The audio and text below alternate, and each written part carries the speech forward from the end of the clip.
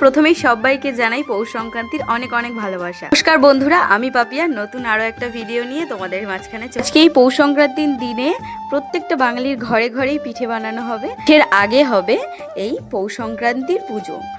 জানি প্রত্যেকটা বাড়িতেই এই পুজোটা হবে, বিশেষ করে গ্রামের দিকে প্রত্যেকটা বাড়িতেই তো এই পুজো হবে। এই যে ধান চাষ হয়েছিল সেই ধানের শীষ দিয়ে আমাদের এরকমভাবে বিনুনি করে করে একটা, প্রত্যেকের আলাদা আলাদা নিয়ম আছে যে যেরকমভাবে করে। আমাদের নিয়মে হচ্ছে এরকম 3টে করে ধানের শীষ নিয়ে বিনুনি বেঁধে তাতে ফুল, বেলপাতা, তুলসী পাতা সমস্ত রকম দিয়ে একটা গিট বেঁধে এটাকেই ধানের সাথে পুজো করা হয়। আরও অনেকের দেখেছি অনেক রকমভাবে পুজো হয়, আমাদের এইরকমই হয়।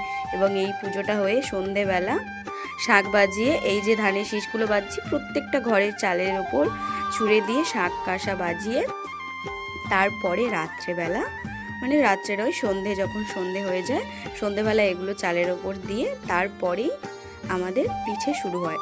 যে আমাদের যে খোলা জ্বালতে হয়, যেটা খোলার পিঠে হয়, ওই পিঠেটা হয়। তো তোমাদের কার কার কীরকমভাবে কেমন কি হয় আমাকে প্লিজ জানিও। আমি তো আপাতত এই ভিডিওটাতে শুধু পুজোটার জোগাড়ই দেখাতে পারছি, বাকিটা পিঠের ভিডিও আগামীকাল আসবে। আজকে তো পিঠে বানাবো, বানানোর সময় তো আর মানে